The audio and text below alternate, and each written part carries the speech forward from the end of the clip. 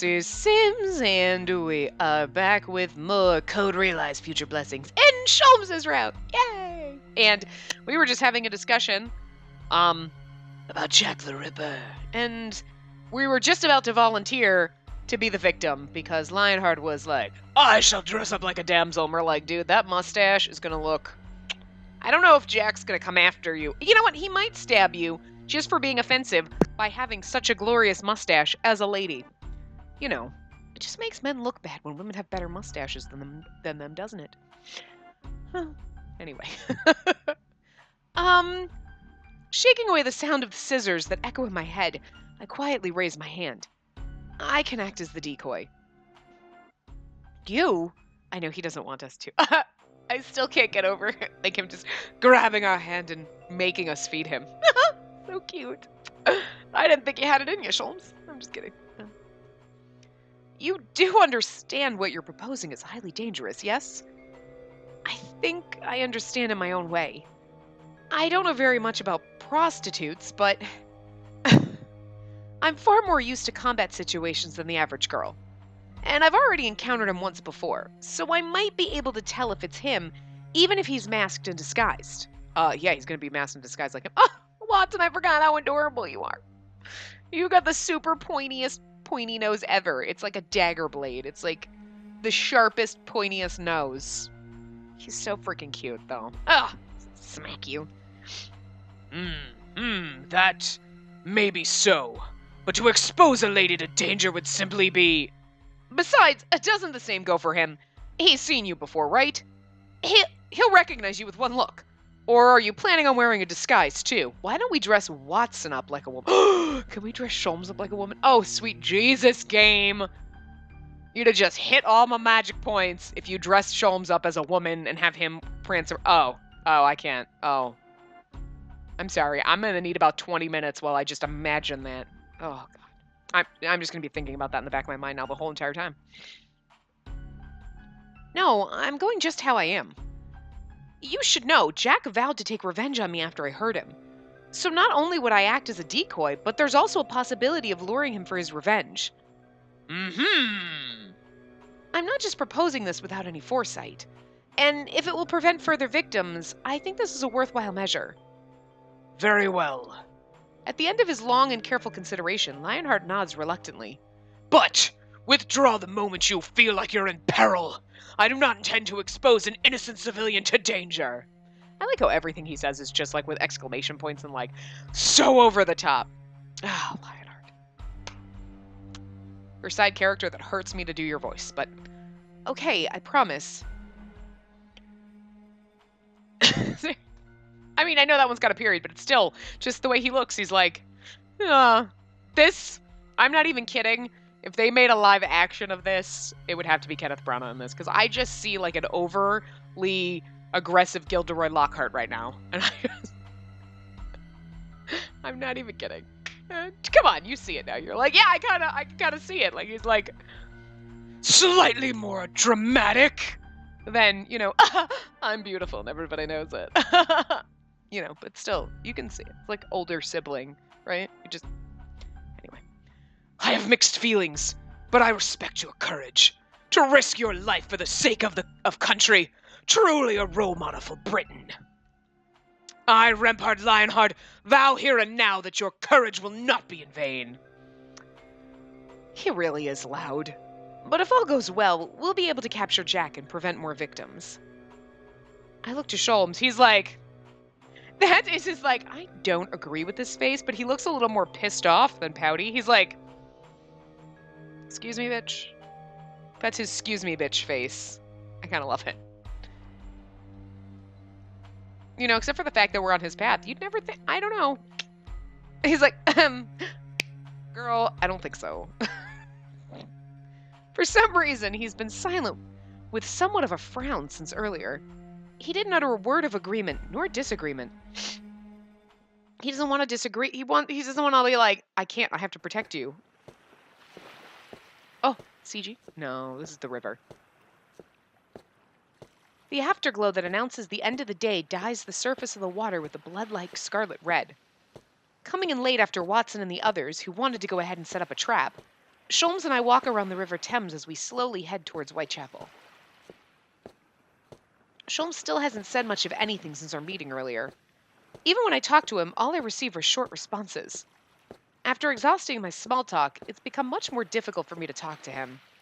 By the time Sholmes finally opens his mouth to speak, we've reached the end of our path.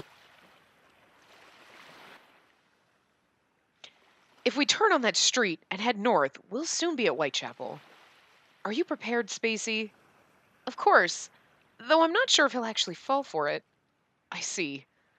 Let us go then. As if to contradict those words, his feet stop completely. Sholmes? The red sunset casts a dark shadow behind him as he stands quietly. May I ask you one thing? Why did you offer yourself up as a decoy? You've met Jack the Ripper once before. You witnessed the insanity of a murderer up close. To expose yourself once again, regardless, is not something one would normally consider. Perhaps it's the opposite. Opposite? What do you mean? Precisely because I know Jack's madness, I can't possibly leave it be. Besides, now we can capture Jack without exposing anyone to danger, right? Does that anyone not include yourself? What? Sholmes squints his eyes, as if to look through me, as if to doubt me. I unconsciously step backward, feeling like he stripped me naked and exposed the heart that I've hidden. It seems to me that you regard your own life too lightly, almost as if to say that your own life holds little value. That's why you offered up your life as a decoy without any hesitation. Do you have any rebuttals? Uh-huh. Hold on. Oh, okay, yeah, we're supposed to say that may be so. Because we're going down the good ending. Yeah, okay. I had to refresh my memory about the good ending, then we'll go back and do all the opposite stuff. I wanted to deny it, but there was no way I could. Even if I wasn't conscious of it, his insight reflected the truth.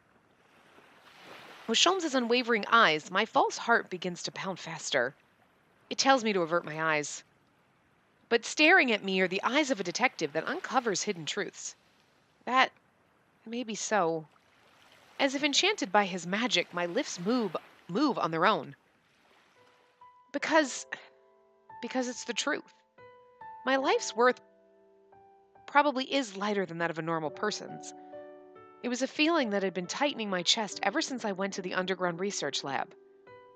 Our grave markers that continued forever.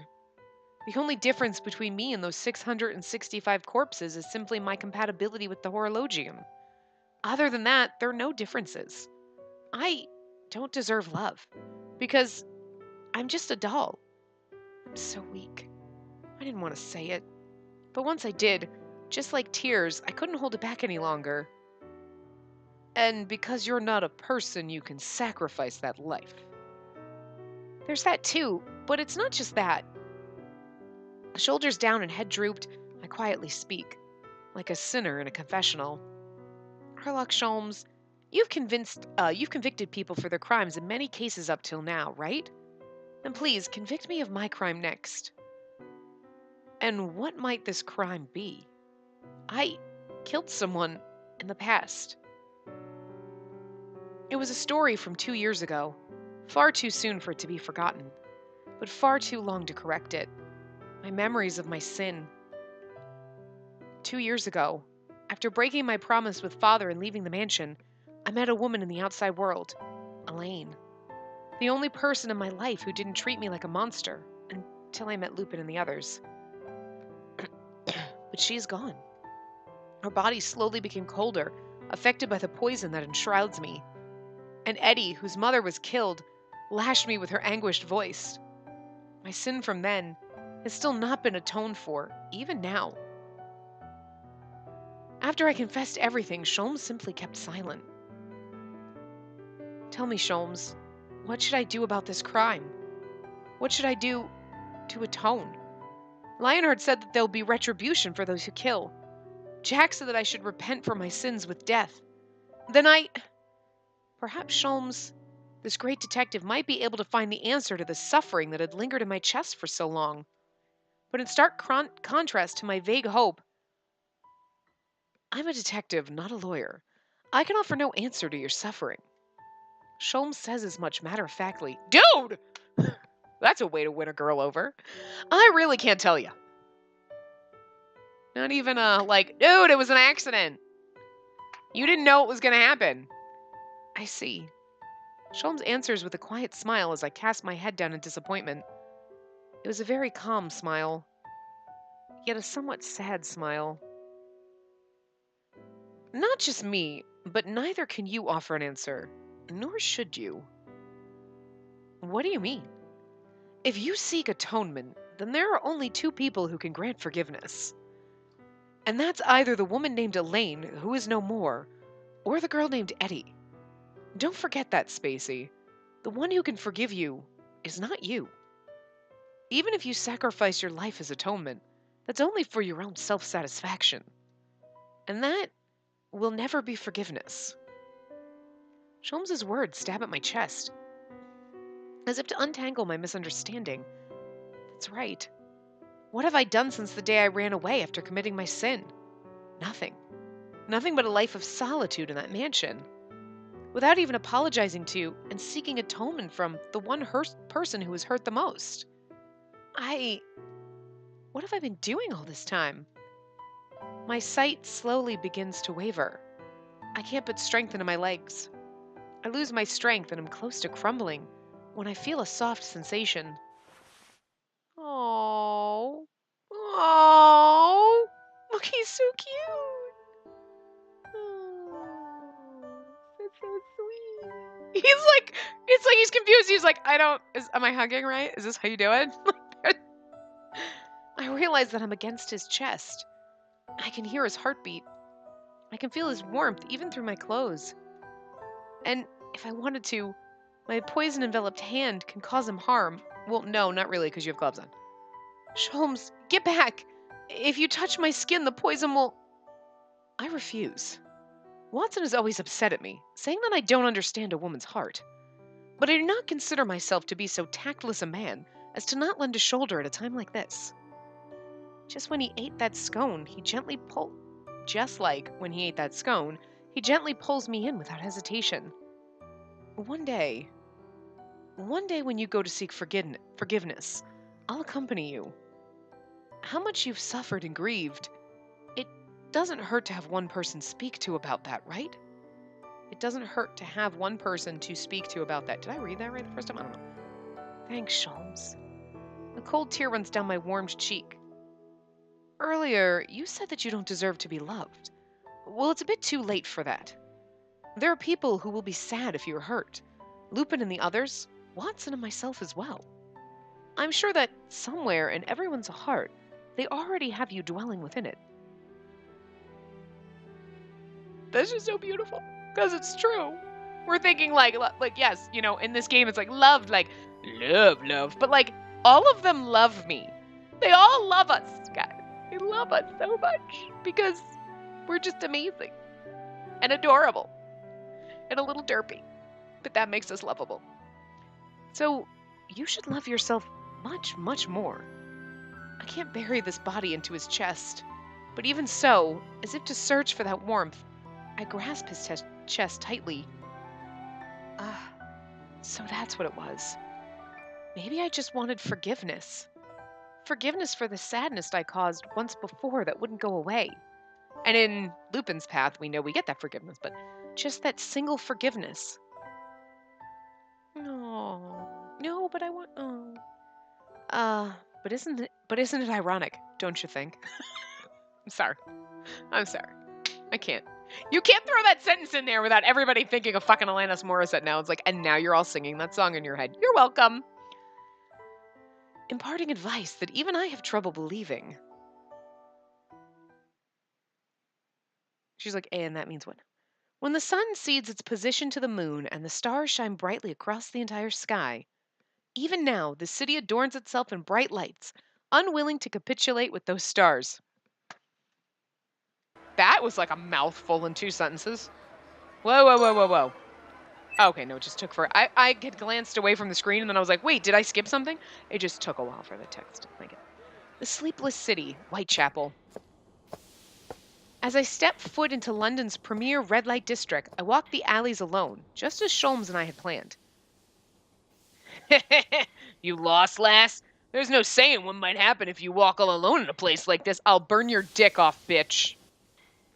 Especially when there are people like us about. Hey, you! If you're thinking of stealing my customers, go elsewhere. This is our turf, got it? You're getting in the way of our business. Sorry, I'm in a hurry.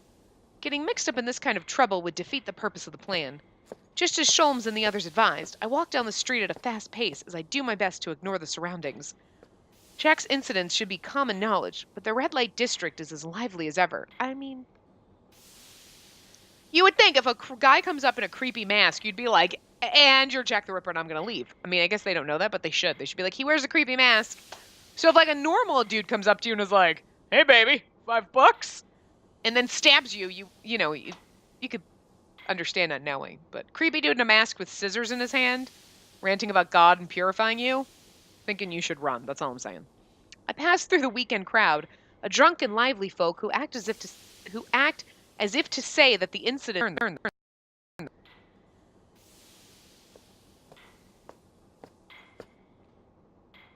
I walk for a good hour around the same area. Nothing so far. I keep my guard up in anticipation of a surprise attack, which eats away at my mental stamina faster than I'd anticipated. I slow down my pace, beginning to feel exhausted. Friday is the beginning of the weekend, but there were victims on both Saturdays and Sundays, too.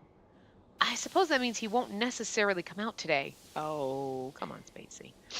I direct my eyes to the surroundings. It may not even be he attacks.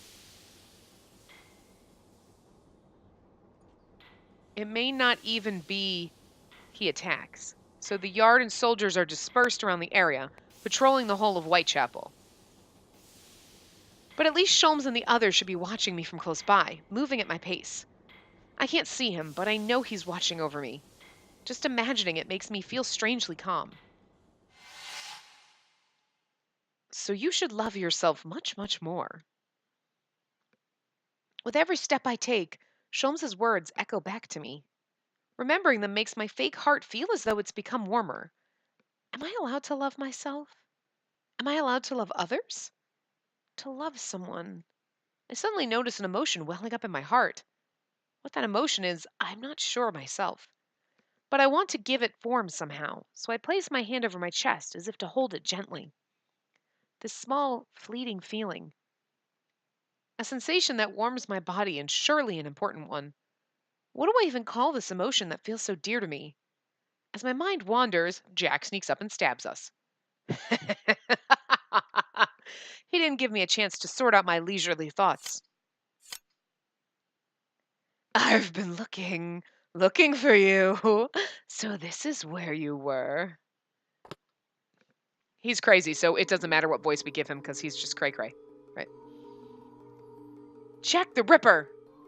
In the deepest of the deep alleys, graced not by the sun's rays even during noon, at the place where only darkness gathers when day turns to night, Jack looms. Can I just tell you? This is like, there's some kind of poetry going on in these lines. Like, just like even the start of this, like, there's like the beginning of this section, and then we get to these last two lines. Like, damn. Someone is just like, like, you know what? This is what I do for a living, and I got like a fucking writing degree, like whatever. I mean, like, okay, here we'd have an English degree. Would it be a Japanese degree? Was that what you call it? Like, you know, like I write for a living. I got my degree in creative writing. Like, I'm just writing, like, you're fucking writing poetry in these motherfucking lines. Like, damn, that's some shit. Like, I'm just impressed because it's like, at the place where only darkness gathers, when day turns to night, Jack looms. Dude. Oh my god. It's great. He glares at me absently without anything like a surprise attack. To appear so nonchalantly, even in this complex alley, I'm caught off guard and hurriedly take on a defensive stance. Like, see, the rest of these are like so, like, normally constructed sentences, but some of them, every once in a while, you're like, oh, that was damn. Like, wow, we got fancy. I like it. I like the fancy. I feel like I'm reading some old-timey poetry shit. Like an old-timey book. You're like, wow, it's really fancy. It hurts. It hurts. It hurts. I can tell from over his clothes. I can't tell from over his clothes, but his leg is presumably still injured from my poison as he drags it, closing the distance between us rigidly. His behavior reminds me of a broken doll rather than that of a human's. I can no longer hear the voice of God. First Mummy, and now him. And it's all your fault! Gah! With a quick backstep, I dodge the scissors that he suddenly swings, but Jack doesn't follow up the attack, only muttering like a madman. He wasn't right in the head the first time we met, but now he can't even hold a simple conversation. But he can stab. You're not just a mere sinful sheep. Yours is an existence far, far more foul. A demon that impedes my mission. You damned demon. You're a monster. The voice that torments me, calling me a monster. It's indistinguishable. God, Spacey, learn how to read.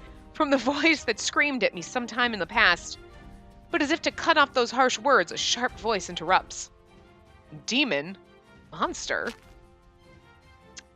I'm sorry to say, but you who torments her resembles a demon far more in my eyes. Sholmes, look out! Jack is clearly...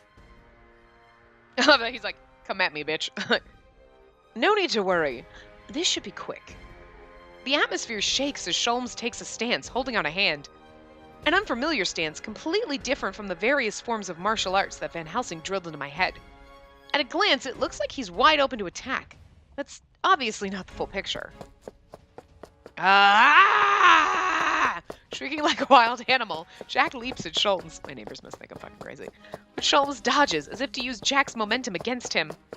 Throws him to the ground.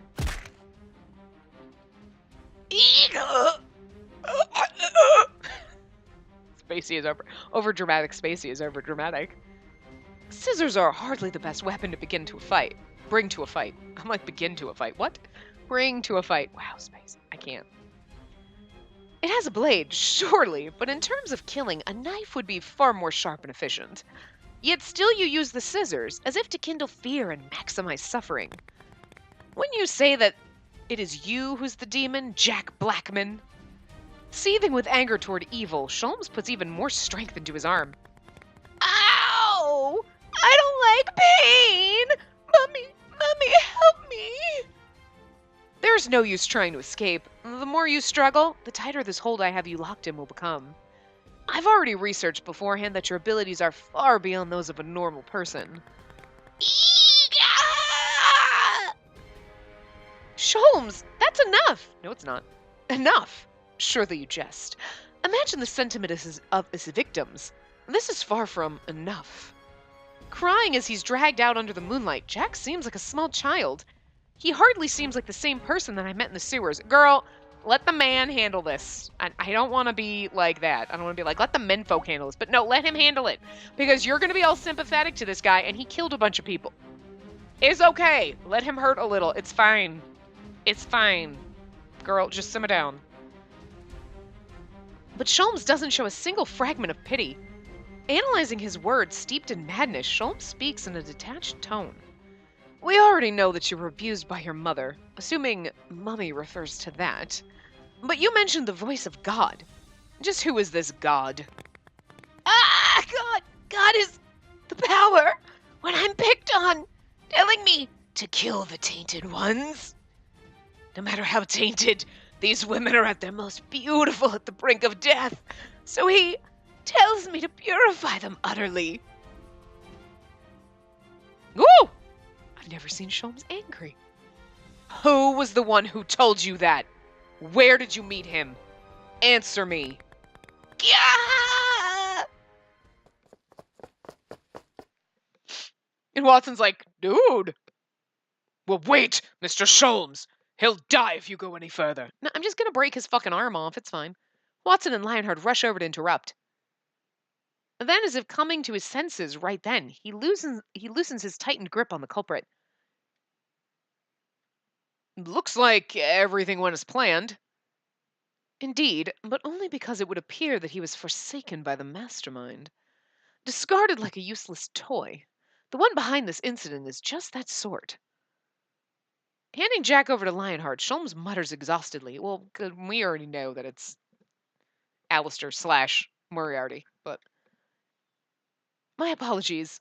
I'll leave the rest to you, Lion. I'm a bit exhausted. A bit of fresh air would do me well. Wait, Sholmes! Sholmes walks away at a fast pace as if to avoid glances. Feeling uneasy, I quickly follow after him. Stepping out from the silent back alley, the bustle of the city returns once more. Meds staggering drunkenly, holding booze, women calling to prospective customers in front of stores. None of them are aware that a mad killer was lurking but a few turns away. Sholmes quietly stands there, staring at the crowd. Sholmes, are you all right? What might you mean? You were a little scary back there. It was like you were a different person. A different person? I see. That would be a very interesting comparison. He laughs, throwing his glance to the sky, as if to glare at the fog-covered stars in the night sky. What's on your mind, Sholmes? The one and only thing that's ever on my mind. Breaking these cases wide open. And how to draw the mastermind out. Oh, we're in the back of your mind, though. I know we are. La la la la la la. St. Paul's Cathedral, Twilight headquarters. Alistair was visiting Finis, the leader of Twilight. Was or is? May I have a moment of your time, Finis? Alistair, have you captured Sister? No, there have been unfortunate difficulties with regard to that matter. I realize I should commit more effort, but it would seem that there is something I must do first. For now, I would have you read this. A newspaper? He quickly glosses over the newspaper that was handed to him, but all he can see is everyday articles, nothing out of the ordinary. Criticism toward infeasible policies, a report about a fire, classified ad for something or other. Finis grimaces as he looks through the paper's uncultivated articles. What of it? There doesn't seem to be anything of particular interest. Yes, that would be the case for you, as the information written there is something that only I can read. What are you trying to say, Alistair? To make a long story short, it means that playtime is over. What are you? My apologies, Finis. Your father's plans are truly incredible. Even now, I think so. I truly wanted to stick around for Isaac's dream, but it is truly unfortunate, but there seems to be someone waiting for me. You're betraying me? Betraying Father's plans? For a reason like that? Betraying? I don't intend any such thing, but if necessary, I shall throw away everything to settle matters with him.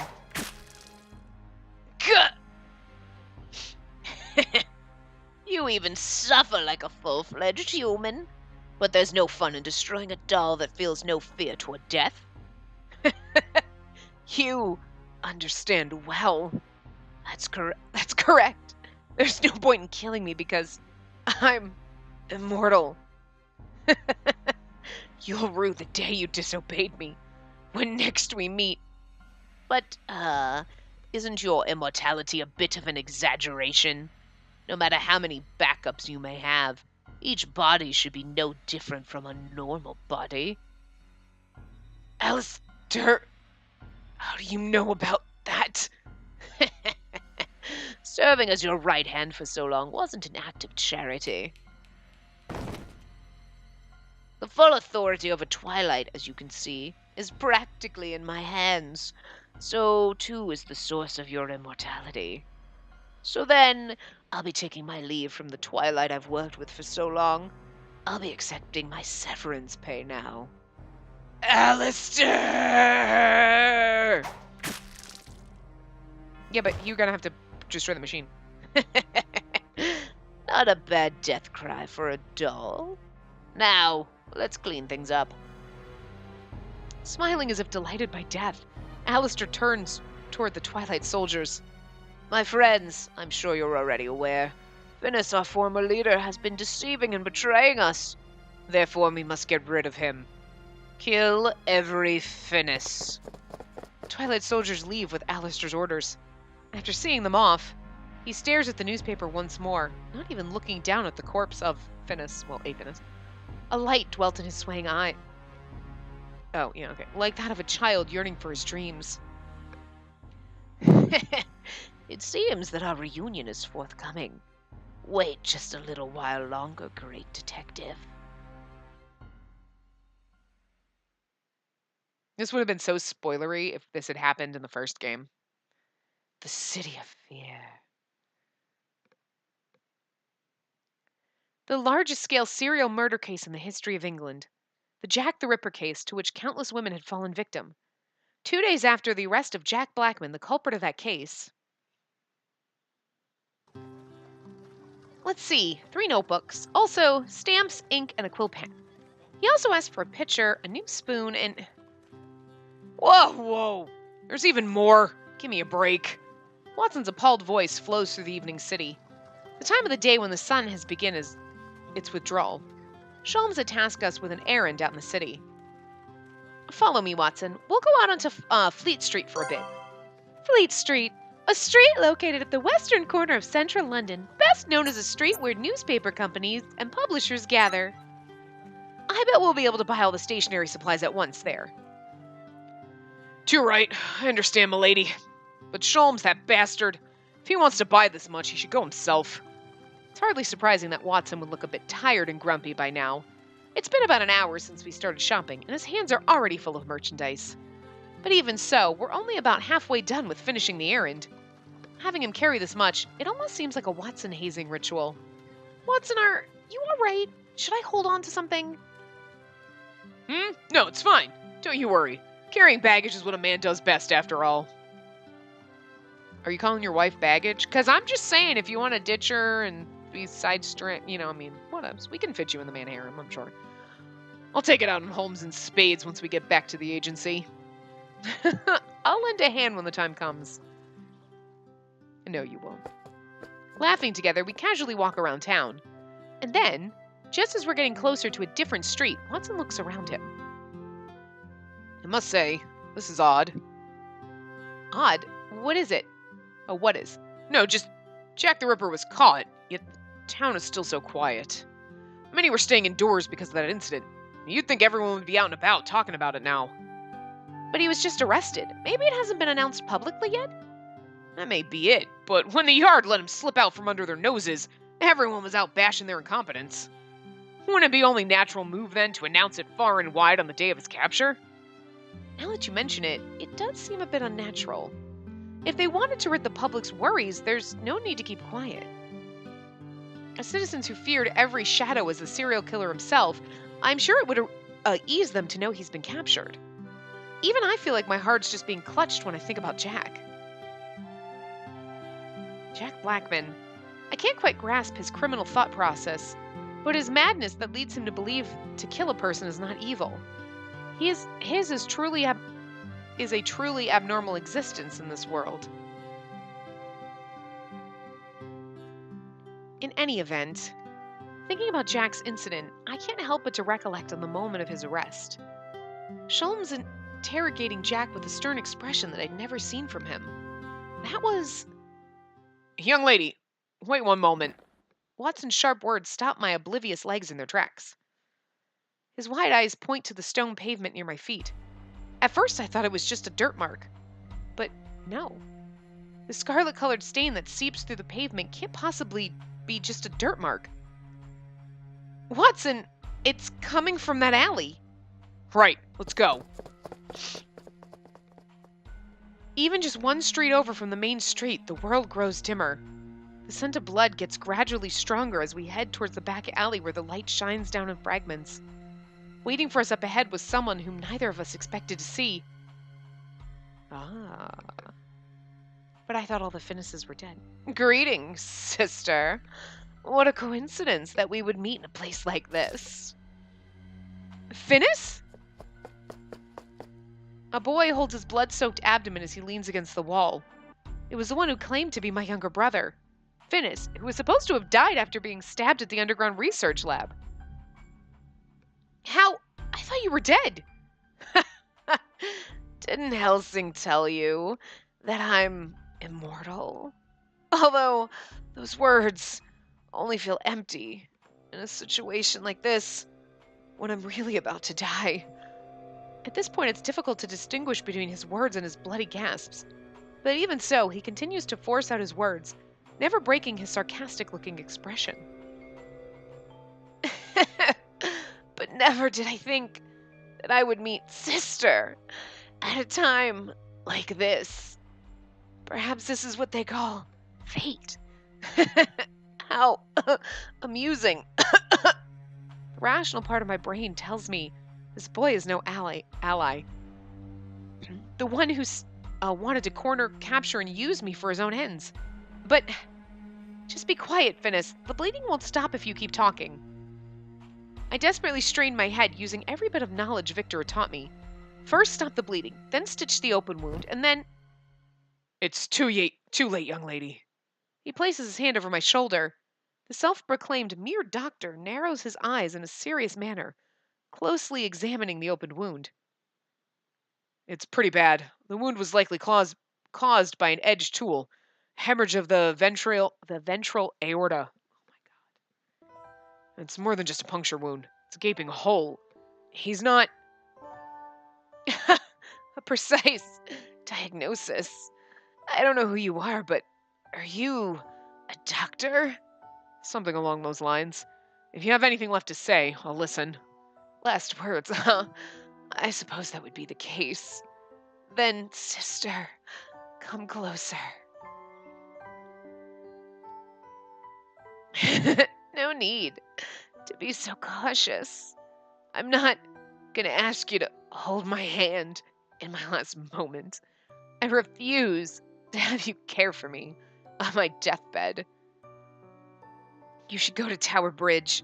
There will be something interesting waiting for you. Tower Bridge? What's your intention, Finnis? I can't help but feel cautious of the words Finnis threw out. Perhaps aware of that, Finnis lets out another small laugh. You can't trust me?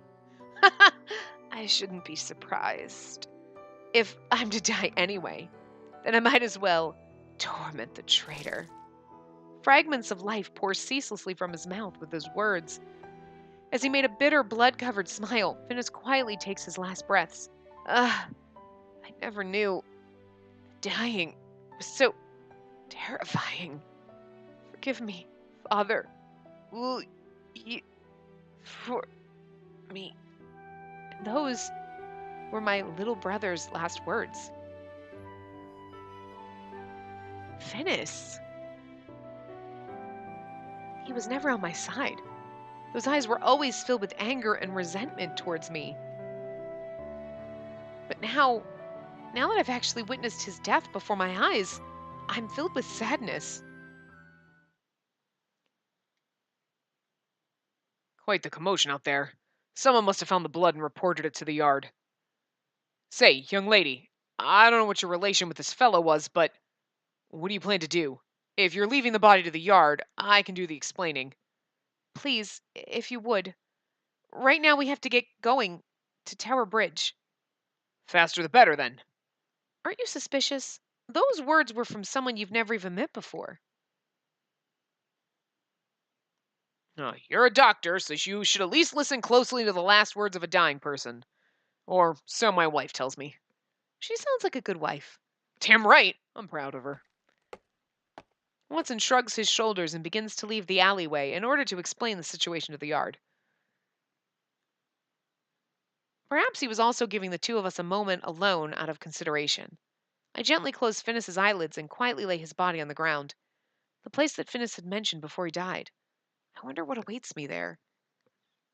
I mean, nothing good ever happens at Tower Bridge, is all I'm saying. That's not true. We got proposed to on Tower Bridge, so... Okay, a lot of good things have happened in Tower Bridge. The River Thames, one of the few prominent, magnificent rivers in the United Kingdom, largely dividing the north and south of London. Since the steelification of London, many bridges have been built over this river, connecting the lives of many. The historical Marlow Bridge, for example, Alexandra Bridge, where the steam locomotives pass. It's Alexander, probably, whatever, but. And then London's key point of transportation, Tower Bridge, the fancy schmancy bridge.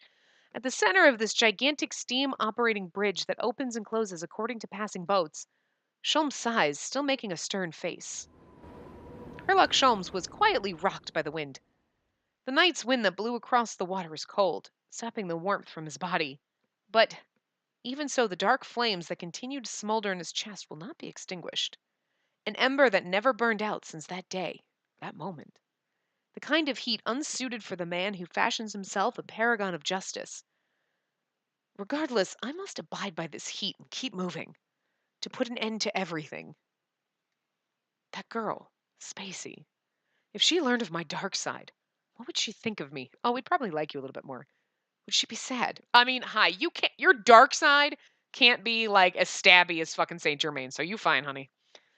Would she be upset? Would she look down on me? In reality, I have no right to give her any kind of advice. Sacrificing your life won't be atonement, so you should love yourself more. To say such things. Truly, who am I to talk? At any rate, it's almost time. Closing his open pocket watch, he closes his eyes and listens carefully. For his nemesis, whom he had long been waiting for. His presence gradually draws nearer. Just as my hands could reach his neck, so too could his hands reach mine. Yes, if I listen carefully, it feels as though I can hear his voice. Sholmes! We should have stayed hidden. When I call out to Sholmes, he snaps toward us as if startled. It's an unusual expression for him. A fluster shown all over his face. Watson, Spacey.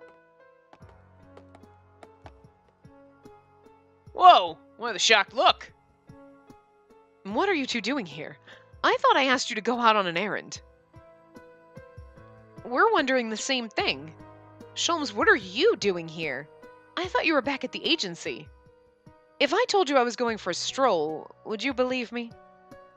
I can't say I find those sorts of jokes amusing. There was an extended silence. Unlike the usual Sholmes, he was hesitating and stalling. He tried to find the appropriate words, but comes up short.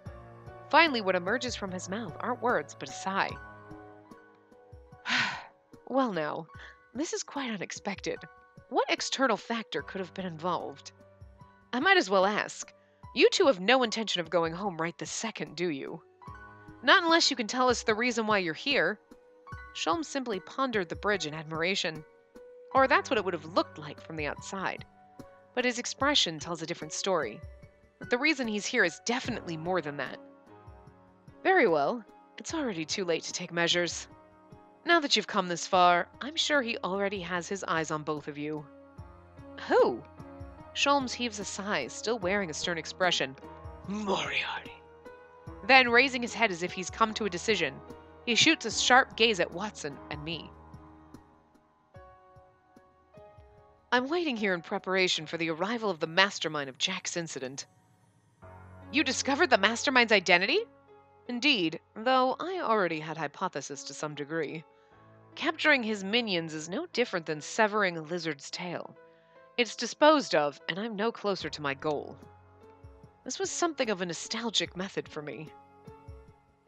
You couldn't mean... Sholmes quietly continues without directing his gaze at Watson's stiffened face. The mastermind behind this incident is someone who greatly excels in the collecting of information. A man with involvement in practically every form of crime here in London.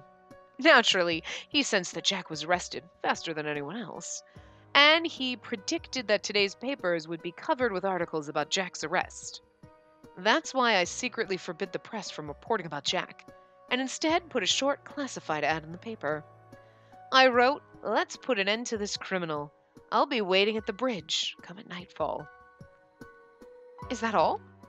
That is all. More than enough information for him. Rather, I may not have even had to do that much. Knowing him, he'd probably have his ways of knowing no matter.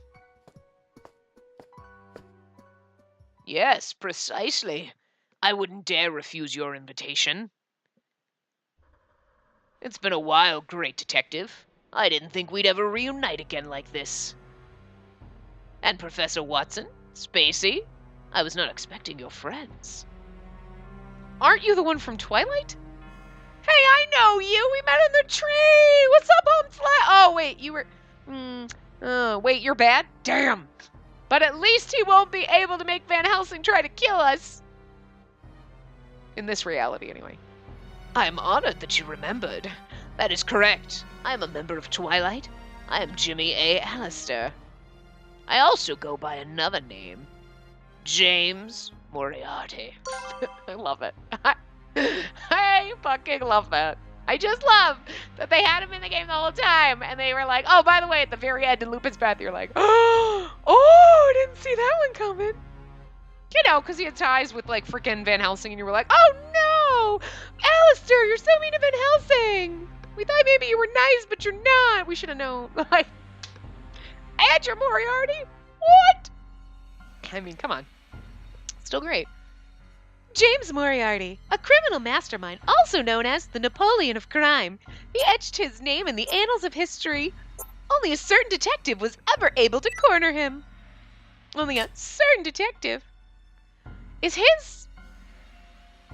What in the world? Every time he whips his gun out, it's got this long-ass chain attached to it. What is that? What is going on? I'm not complaining. It's kind of interesting, but I'm just like, what the balls? Oh, I like it, actually, when he gets all violent. When he looks all angry like this and aggressive, he's even cuter.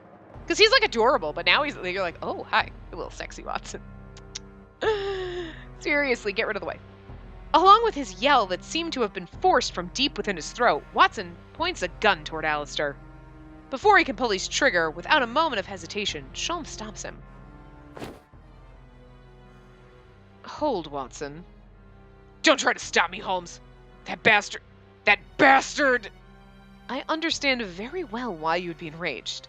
I feel the same way. But that would be a rash decision. There are already guns pointed at us. If we make one wrong move, it'll be the three of us who'll be filled with holes. Guns? In a fluster, I throw my glance to our surroundings. But I see no signs of guns, nor even anywhere gunmen could hide. Where are they? Trading blows with bullets. Somewhat of a poetic outcome, wouldn't you say? An appealing proposal, but I can't allow myself to be provoked. As I exchange glares, I study my surroundings even further. And then, far away from here, at the tall tower and namesake of the bridge, I notice the reflection of something in the moonlight. Could that be... Sholmes, on top of that tower? Right. If they're aiming at us, it would likely be from that location. Right? Were you able to see from this distance? My night vision is quite poor. It was simply conjecture. Squinting his eyes slightly, he points toward Alistair with his chin. Look, whenever we move, he subtly shifts as if in response. Even now you can tell that he's trying to avoid standing between us and the line of fire. I was like, heh, and I realized there was two hands. So, sorry. How perceptive. I'm glad to see that your intuition hasn't rusted. It seems that my paranoia has grown stronger with age. I brought a trump card just in case. But do not worry. I'm not planning to assassinate you here. That would be much too boring for my worthy opponent's end. It's actually unpleasant how little you've changed, Moriarty. I'll take that as a compliment. I suppose there's a way to take care of the interference without killing you. Alistair quietly raises his hand. At that very moment, I feel the menacing atmosphere in the wind. Spacey! Beside me, after being pushed down by Sholmes, a single bullet passes by Sholmes' shoulder. Sholmes, are you hurt? He's like, oh, I should be asking you that question, dumbass. I'm like, are you okay? And he's like, are you okay? We're so adorable. I'm fine. It only grazed my shirt. Damn you, Moriarty! What? Consider it a greeting. I never intended it for it to hit. But I must say, it was a bit unexpected that Holmes would protect her. Alistair's snake-like eyes stare into me intently, an evaluating gaze different from that of Sholmes, as if to expose my heart. He's like, I didn't think you'd... Because, like, Holmes is... I mean, okay, I get it. You're like, oh, I'm shocked. He's in love with a girl. Woo, weird. But, like he would literally just be like, what? I'm innocent bystander? Sure, let them get shot. It's kind of a dick thing to do. The only feeling I'm able to interpret from his darkness-filled eyes is... anger toward me. Well then, now that Holmes has come out of the woodwork, it would seem that I must make significant changes to my plans. A letter of invitation through an ad in today's paper. Quite the elegant arrangement. I must reciprocate with something equally grand. Expect it, great detective. Hey! Stop right there, Moriarty. Do you think I'll let you get away? As Moriarty turns his heels, Watson aims his gun once more. But then, a line runs along the ground between him and us. What's going on? Professor Watson, if you'd like to chase me, be my guest. But only if you can. The earth trembles along with the fierce tremors. The line between us gradually grows wider, and then I realize that our bodies are beginning to tilt. This can't be... Get back, you two! Tower Bridge is about to open! It wasn't really Sholmes, but that's okay. Let us soon meet again. It was a pleasure to see you, Sherlock Holmes. I couldn't continue standing. Tower Bridge is increasing in angle, and what was once the ground is now almost a wall. The opening of the bascule bridge is clearly at a pace far faster than normal. Being supported by Sholmes, all I can do is cling desperately to the bridge. Damn it! Damn him! Just you wait, Moriarty! Alistair, or rather, Moriarty's back, slowly disappears behind the closed-off bridge. Watson's wrathful cries are left behind.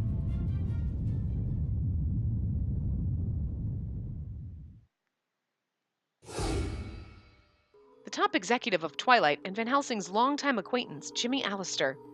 His alter ego, the criminal mastermind James Moriarty. That was the name of Sholmes' nemesis, who he had long been after, going as far as faking his death and changing his name.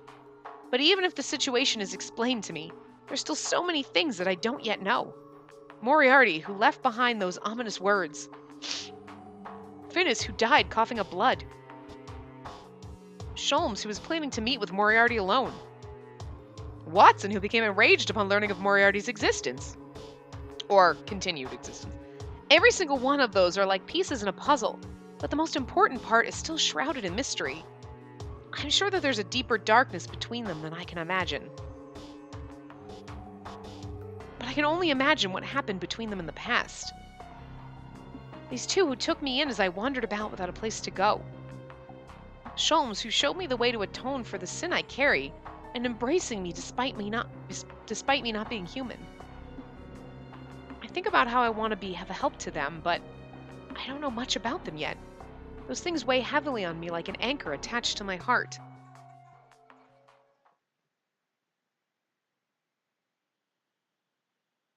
Then, a few days later, a day in which I felt a slight chill from the wind that crept in from the window.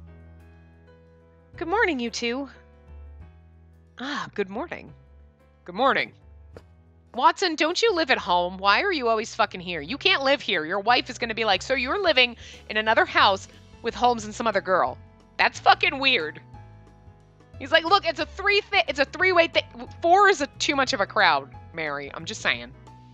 Seeing off Watson, who went out to grab the morning newspaper, I let out a small sigh. Ever since the encounter with Moriarty, the detective agency has had a somewhat stiff atmosphere. Sholmes seemed to be busily moving about, trying to track the enemy's trail. Though Watson is making an effort to look like he's keeping his composure, he's been wearing a stern face more frequently. But in contrast to our mental state, the world at large is at peace. After the news of Jack the Ripper broke, the people of London rejoiced. And since then, the heinous crimes have completely stopped, and things have been more peaceful than ever before. It's a good thing indeed that crime is down. But I can't help but shake the feeling that it's the calm before the storm. As I was lost in thought and preparing the breakfast toast, Sholmes is reading through documents, and a stern face enters my view. What's wrong, Sholmes? Something rather troublesome may have occurred. Actually, I haven't been able to contact Lion since yesterday. Lionheart? Yes, I've been keeping regular contact with him as we wrap up the Jack case, but he didn't contact me last night. Do you think he could have just forgotten? I shake my head. Lionheart, perpetually serious, would never miss a routine contact. No, unless he's in a situation that would make contact difficult. I've warned him since the beginning, but in the worst case scenario, it might already be too late. In any event, let's head to Buckingham Palace. Hopefully my worries are unfounded. All right, I'll go fetch Watson. I stand up, taking my hat into my hands. But as if to interrupt our start, a cry with a cracked voice echoes from the entrance. Whoa, whoa, whoa, whoa! You've got to be kidding me! This must be some kind of a sick joke! Watson, did something happen? Something all right. Watson slams down the morning paper exasperatedly. Our faces stiffen as we read the letters written on its front page. Queen Victoria assassinated. Last night before dawn, multiple terrorists forced their way into the dinner party attended by Her Majesty. Though apprehended by the royal guard, the terrorists allegedly wore explosives on their bodies. From the ensuing explosion, Her Majesty, Captain of the Guard Lionheart, and 7 nobles fell victim. How could such... Seriously? Did that actually happen, or are they just putting that? Oh my god! Guys, I don't know how to handle that. Oh my god, the Queen and Lionheart can't be dead. That's not cool, man. You can't do that. And that's not all. Read the article closely until the end. A chill goes up my spine. That alone was a tremendous shock to us. But the paragraph that followed was an even greater shock. The great detective Sherlock Holmes was a man who had solved countless cases. Many of our readers were deeply saddened to hear reports of his fatal accident. But according to officials, he survived, living under an alias. He now goes by the name Sherlock Sholmes. We're shocked to learn that officials have named him as one of the surviving terrorists and the mastermind of the attack. We'd rather not believe this news either, but at the present time we have no choice but to accept the matter as fact. That the other side of the great detective himself was that of a criminal mastermind, who turned against Her Majesty. Every single letter I read feels like the printing press punching cold needles into my spine. I don't know why I didn't expect that. But you're like, it always happens in everything. It's so... I don't want to say it's cliche, but that's what happens. It's always like... You're always like, oh, the bad guy did something terrible, and he blamed us, and everybody believes him. Shit. Why, you asshole? Stop playing dirty. But that's what they do. Receiving news of Her Majesty's death, the government put the following 3 names on the most wanted list. Spacey. Sherlock Sholmes, John H. Watson, Spacey. If anyone has tips, details, or whereabouts on these individuals, contact us at the New Britain Post. I don't know where they took these photos, but after reading the wanted information with our photos, I'm sure my face is pale.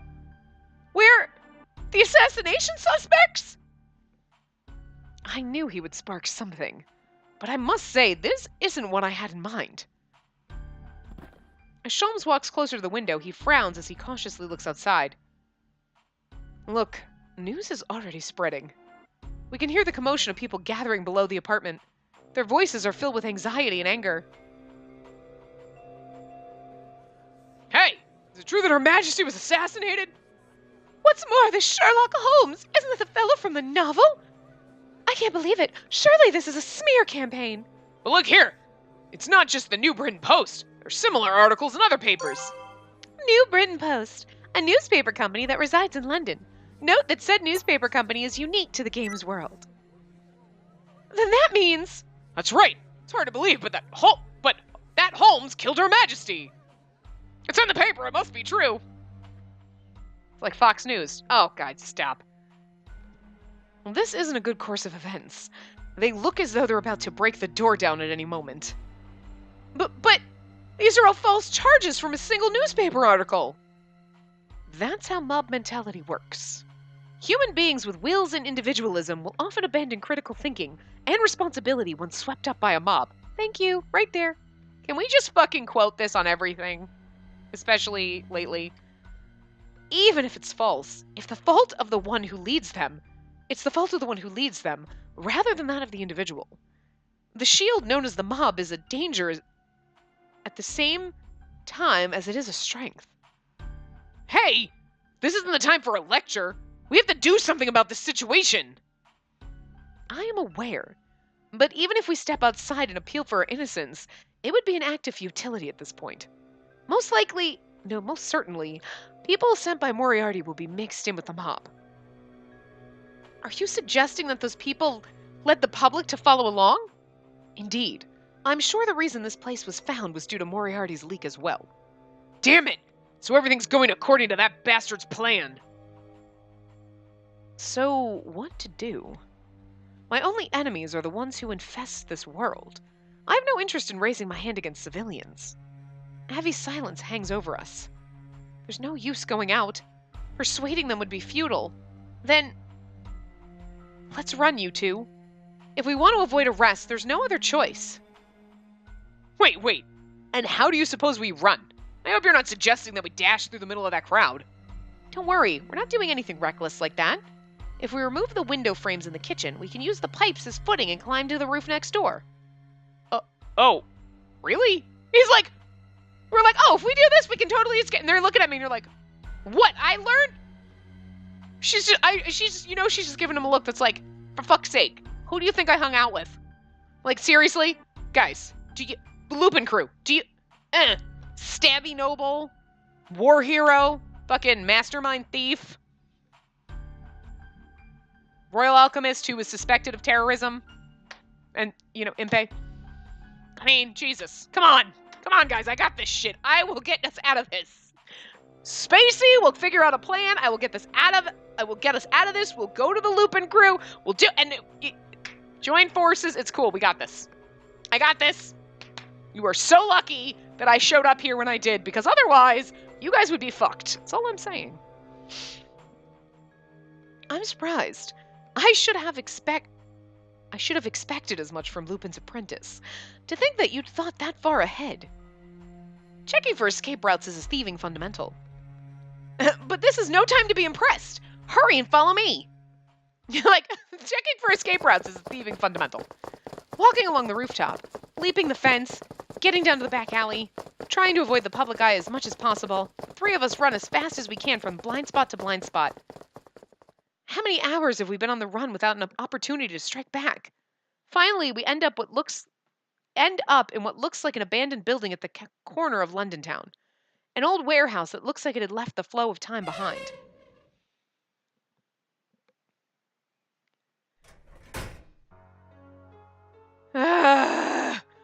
Running along rooftops, climbing fences, stuffing ourselves through holes in walls. I'm too old for that sort of punishment. Too old for this shit. It seems that we can catch our breaths here. Thank you, Spacey. This is all because of your wit. I'm too old for this. What are you, like 20-something? Get over yourself. It's nothing. We were running all that time. We should probably rest for a bit. As we sit down, the color of fatigue spreads deep in our faces. It's not just our stamina that's against us. All of London is now against us. I know we're going over time. The mental fatigue stemming from the fact that we have no allies weighed heavily on us. To think that there would be a warrant for our arrest. Everyone in the city is discussing it, it would seem. The entire city is abuzz. Damn it! Everyone's being played like a fiddle by that blasted article. What do we do from here? What do we do from here? I should have stopped as soon as they walked in the thing, but I was like... I get wrapped up. Like, sometimes I'm like, oh, okay, perfect time to stop. But then other times, like, we started the morning, and I was like, okay, we got about a few minutes left to go. And then I was like, we'll find a place. And then all of a sudden I was like, oh my God. And then we gotta run. And I was just so wrapped up. And then I glanced over. I'm like, oh shit, yeah. So, we'll find out what we do from here in the next part. I'm really bad the last couple parts at stopping in the middle of shit instead of like when there's a good spot. So I'm sorry. Well, I'll get better. I'll go back to being good at it. But anyway, I will see you guys next time. Remember to give the video a big thumbs up and subscribe to see more.